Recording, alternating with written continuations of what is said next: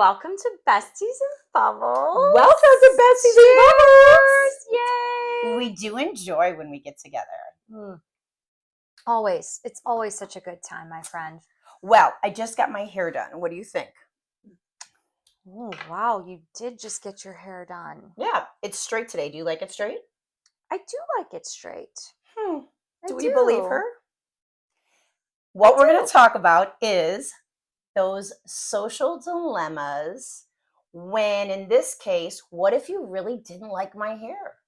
What if I got it done and you're like, ugh? Like what if your girlfriend got like a totally different hairstyle and she's totally in love with it and like asks you, what do you think? Yeah. And you're like, do you like it? That's what you would say. Answer with a question. What about our friends that are wanting to go gray? You're right.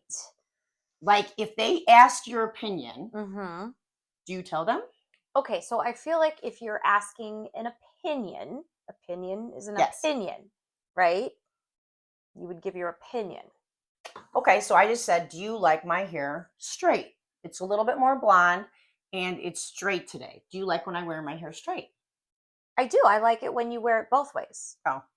So, but that's a different question than like you're asking, do you like my hair straight? Yes. Another way would be, what if someone said, I love what, my stylist just did with my hair today. There's a new color or whatever cut. Don't you love it? Like, okay. She's like, don't you love it? And you're like, and you'd be maybe you don't. Okay. And that's where you would be like, answer the question with a question. Do you like fair. it? Fair. All right. Well, and then it would be, if she says yes, well, then if you like it, then that's all that matters. Okay. Fair. I mean, I don't know. Maybe that's how I would answer it. Okay. Well, we thought we would talk about some of these kind of sticky situations, if you will. We asked some people on social media to send us some, and they did not disappoint, quite honestly. So I will ask you, and then you ask me, and we'll just, we'll like a rapid fire type thing. Yeah, we'll just see, like, what do you do? Like, maybe we really don't know what to do it. But these are some of the things that our friends were asking about, like when a friend or family member borrows money and they don't pay it back, but you see them buying other things. Sip. You're supposed to answer. You're like, sip. So how do you think the best, like, how would you handle it? Yeah. I mean, I think it depends on, like, are you at the store and you see them buying things? And no, they you still see it on owe social you money? media. Or, okay. Like, hey, I just went on this vacation or whatever, or just and bought they still this, owe you. They still owe you money. Yeah. I guess it would depend how much money, right? I mean, it shouldn't, but if it's $50 as opposed to like $500, that's obviously a big difference, right? Yeah. So that's really tough. I actually make it a habit of not loaning money to friends or family. I think I'm pretty assertive, like personality wise. You are. So I usually address it kind of like in a funnier way, or just like kind of, hey, just checking in kind of way. But I think it really does need to be addressed as far as the money. You can't just let it go. I don't think you can just let it go. I think there's an appropriate, if they had enough, can I say balls? Sure. If they had enough balls to come and ask for the money, then I think that they should appreciate if you have enough courage to be like, hey, just checking in. When do you think you're going to pay me back? Right. Or, good point. Right. And I think it does depend on the family member. I think it's different if a child or a friend. Yeah. Or if a child borrows money from you, right? I think that's different than call it a sibling or a really good friend or whatever. And I think to your point, I think you kind of, yes, you stay on top of it, but I think even before that, you kind of address it. Like, okay, I'm going to loan you this money. Right. Again, I think the amount matters, $50 versus 500, 5,000, whatever, that dollar amount looks like. I think that needs to be written out in a contract, right? Okay. And anyway. Most people don't do that, but yes, that's a very good answer, Kim. You get an A+ for that one. Well, I don't know.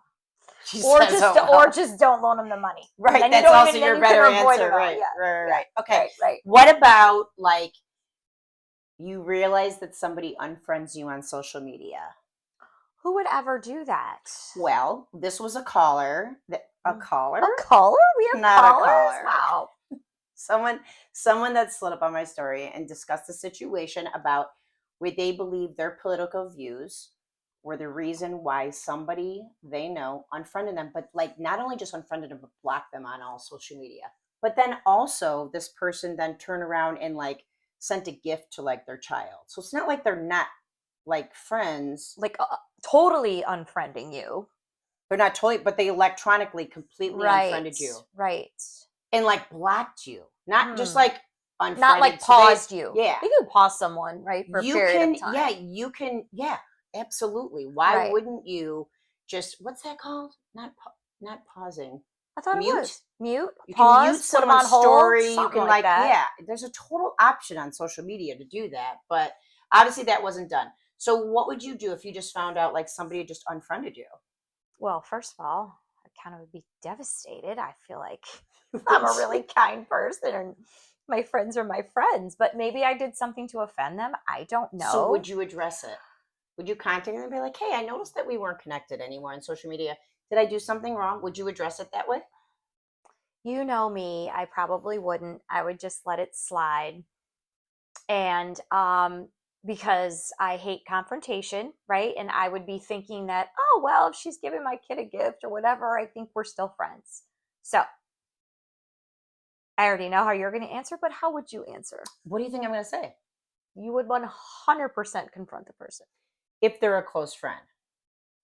If I realize that in this situation, she thought it was because of political views. It wasn't because of anything she directly did to this person, but it was something political in this situation that we have. But in any situation, if I did something to offend somebody, because I don't post anything political. Yes. So if it's somebody that if something I do that offends somebody, I think I would go to that person. Most likely. If I have the ability to notice that I'm missing someone, out of all my friends or people that follow me in social media, right, then that must be a pretty important friend. But if it's just somebody like random, I would then block them so they can't see anything because I'm a little petty. Well, I'm a little petty. It's okay. Okay, that's fair to admit it. It's good to admit it. I think when it comes to political views on social media, I have a policy. It's policy, my own policy. It's no written policy. It's your policy. It's my policy. I just, if it's not something I agree with, I just scroll by and that's fine. And really, if I do agree with it, maybe I'll like it. Chances are I probably scroll by it as Either well. Way. It just depends. Yeah. Right. And I love seeing the other side. I like those conversations. So I wouldn't shy away from it. I read what other people say, even though they're not maybe what I agree with, but I do appreciate that the way I'm made is that I like hearing the other side. I don't mind that. And I really enjoy conversations like that too. But anyway, okay. So we could go on and on. We could go on and on about the social media and what to do and not do and all that stuff. Yeah. But the unfriending thing I think is tough, but basically our answers were different. You probably would just let it go, and I would probably address it and be like, so I see we're not connected anymore. And I probably wouldn't even recognize that you're a lot more social media savvy than I am. So we'll leave it at that. Thanks, Kim. Okay, what about this one? I don't know that you have a lot of experience with this with yourself, but I know that you've been in this situation.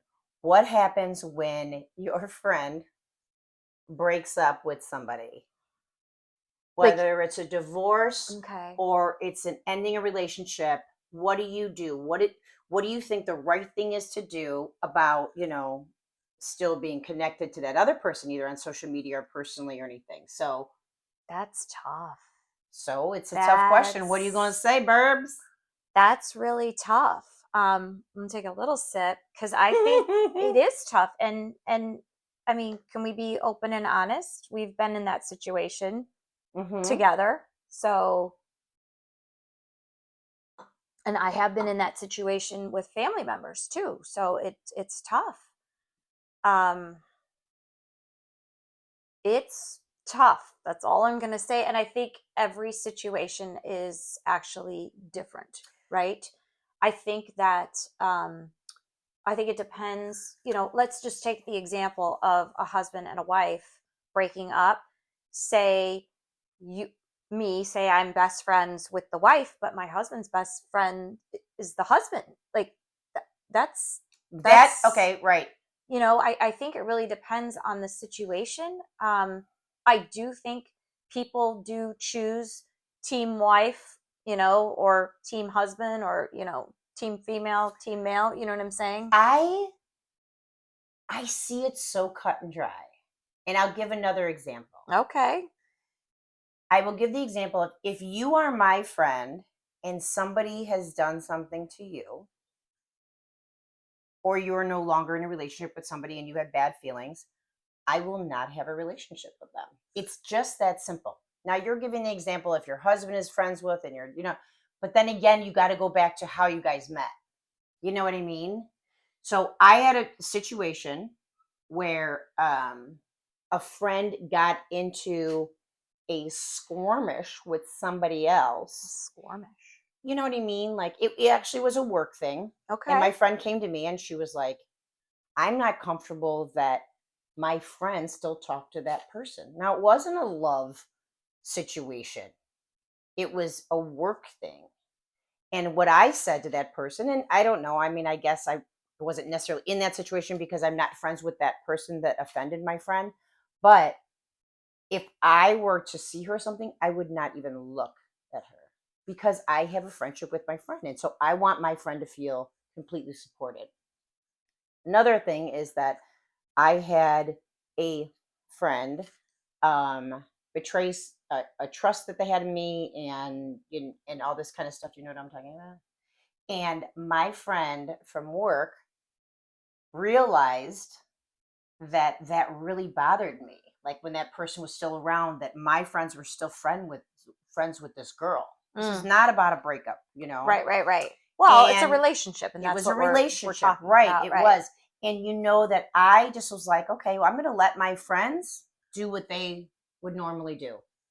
But what she said, my girlfriend who came to me, Kathy, I will say, she came to me and she said, you know what? I saw the way that bothered you. And I'm actually going to say something the next time I see that person. And she did. And I felt so vindicated that it felt like Kathy was really my friend that day. Mm-hmm. Standing up to this person that had clearly had done something she should not have done and was trying to hide it. It wasn't even a question. Okay. So I guess it goes back to I am a little bit more confrontational and I don't mind that, but it's hard for me to fake it if two people are friends and then they break up and my friend's like, I don't like this person. I kind of am like, well, I'm your friend. So I guess right. I don't need to be friends with that person. Well, and I think that, like I said earlier, I think it depends on the situation. It does. There's a bunch of different ones. I mean, let's call, like, I guess I don't want to say one of the easier ones, but if you are a couple, a male, it doesn't matter, couple, and someone's caught cheating, and that's, I'm not going to say that's tough. I feel that's a little more cut and dry. So if you're hurting, let's just take the example. There's the female, the male. The male's caught cheating. You're friends with the female. Of course, my allegiance is going to be to my friend. That's textbook in my opinion. I think it gets a little more, What happens if you know that the male is cheating and she's your friend? Do you tell her? That's another sticky situation. I think that if I were in that situation, meaning the reverse, and I was the one being cheated on Yeah. and my friends knew about it, Yeah. I would want to be told. As hurtful as it would be, I would want to know. And you don't even have to ask me. Because I literally just did this weeks ago. Yes. So, and that's where I do feel like you always try to put yourself in someone else's shoes, right? And what would you do, right? And I think that's how we're trying to answer these questions. What about something a little bit lighter? Oh, a little more upbeat. Ooh, that was well, nothing's really upbeat, but what somebody had said about they have a friend that constantly cancels plans. They're just not reliable. They're always canceling plans and it's last minute and they don't act like it's a big deal. Do you say something to them or do you just stop inviting them? What do you think? Yeah, so you might be surprised on how I answer this. I would stop inviting them. Like, I love that about you. I mean, come on. Okay, so here's the thing. It's true. I like to host a lot of things and I like to coordinate a lot of things, and that takes effort. And if it's like 5 times in a row and you say you're going to be there or you say you're going to do something and you don't show up or whatever, or do a last minute thing that causes, me to have to rearrange reservations or whatever, that's a lot of work. So I say you're out. You're not getting the invite next time. I think that I would do the same. Ooh, wow. You don't think I would do that? Look it. I think we we're twinnies right now. We agree. Ooh, we need another pour. Okay, what about keeping secrets?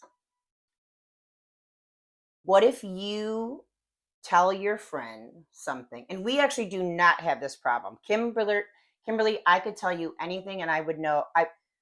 We have a rule that unless I say, please don't tell Matt, she can tell Matt anything. Right. Because I adore Kim's husband, Matt, and everything. And there's nothing I would say that, she'll know like that's too much for Matt. But 100%. And she'll make the decision. Yes. But other than your spouse, if I tell you something, I know you're not going to tell anybody.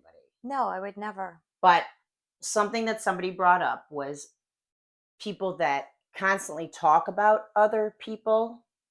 Like if your friend is telling you other people's secrets, do you not think that they're telling your secrets to somebody else? And what do you do about it? Yeah, that wow. That is Go ahead. I'm going to refresh. Actually a really good question. I feel like if someone tells you something, they are confiding in you.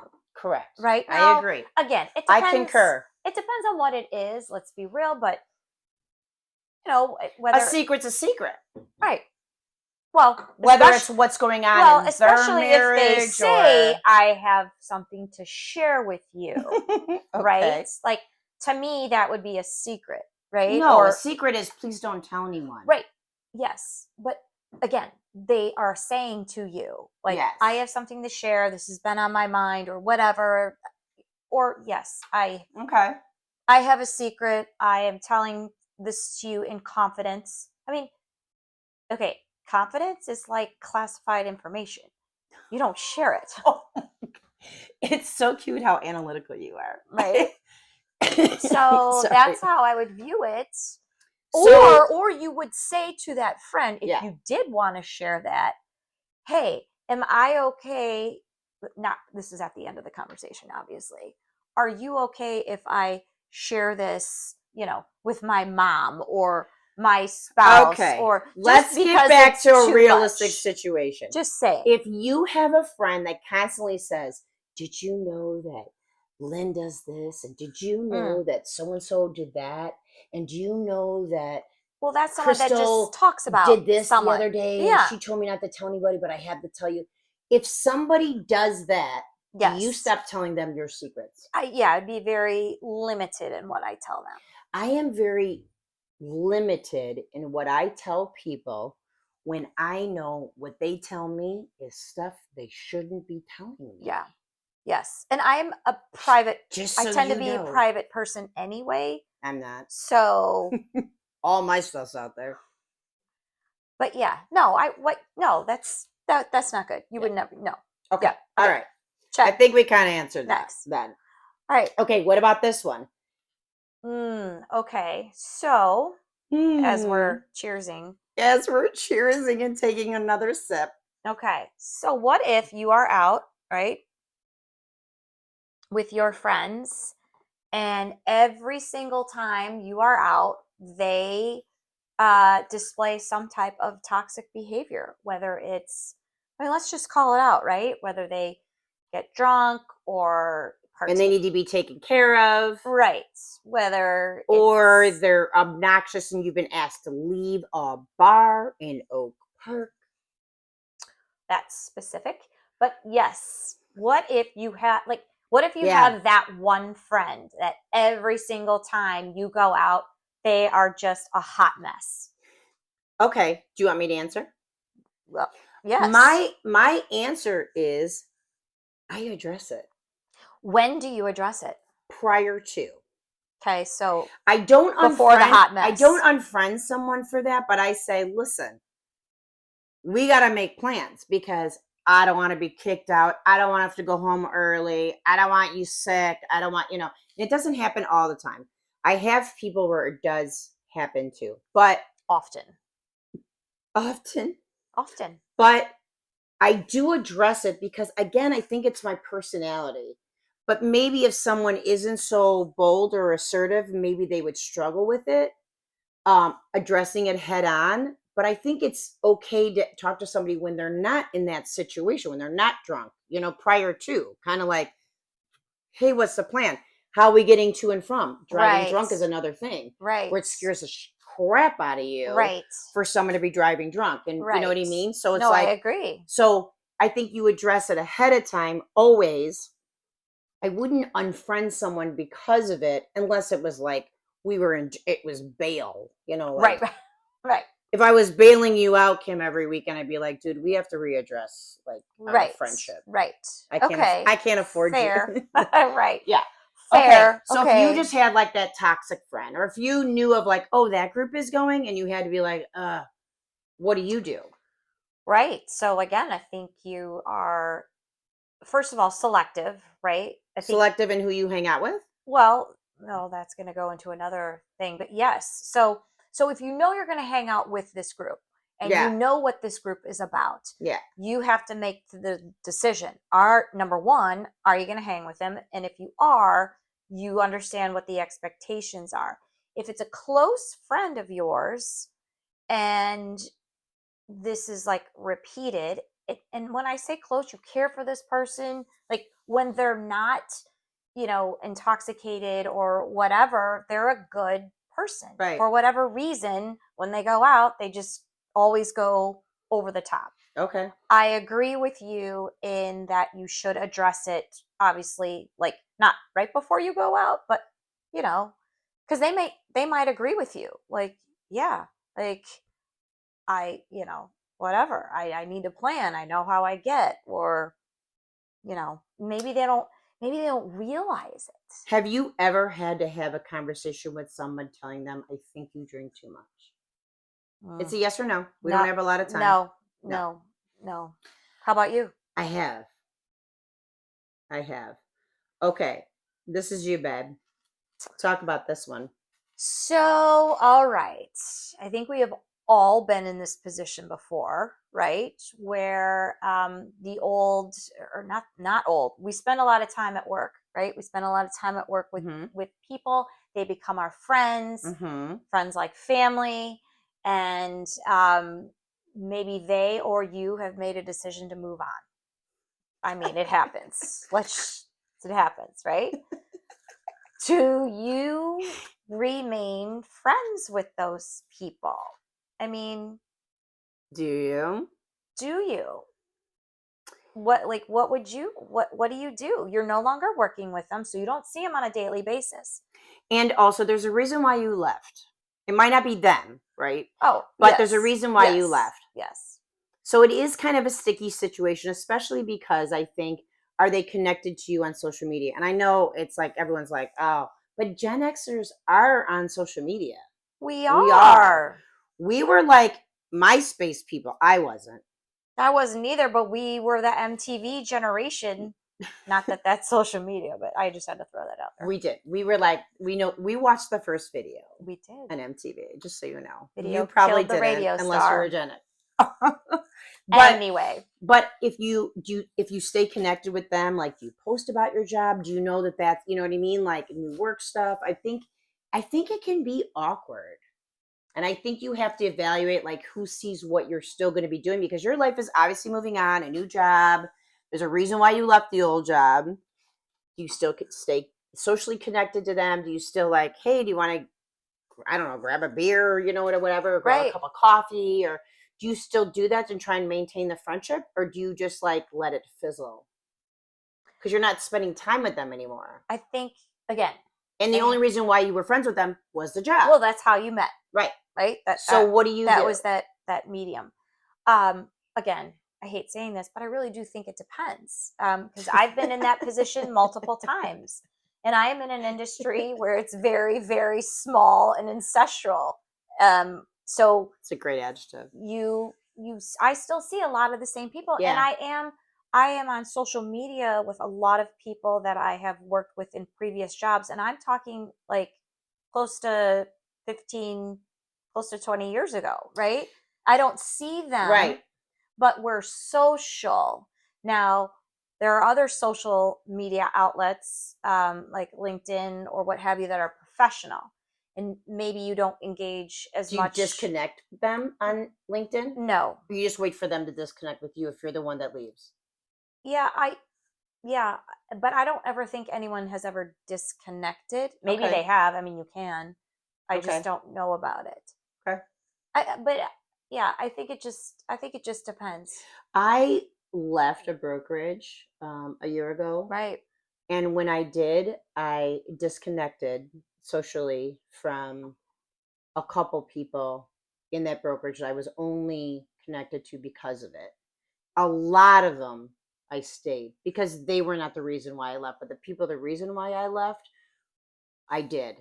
And that was because what I post on social media, I believe, is private, and it's about who I care about. You know, Facebook more private than Instagram for me. My Instagram is public, but my Facebook, we have to be mutual friends. You know, and I just felt like I didn't want those people that I felt didn't do a good job, and they were the reasons why I was leaving, and so I actually disconnected from them. Wow, I did not know that. And now we learned something new about each other. Wow. Cheers. Cheers. We should be wrapping up. What are some other good ones here that we need to talk about? This is a good one, Kim. This came up with somebody today. Somebody brought that to our attention. Or this one, right? Yeah, this whole thing. When you don't like your friend's partner, their husband, their boyfriend, their girlfriend, you know, it's just, Have you ever had that situation before? Yes. And somebody brought this to my attention today because I asked for people's feedback, and that was what they brought up, a sticky situation. I'm like, oh, I can relate. What do you? What would you do?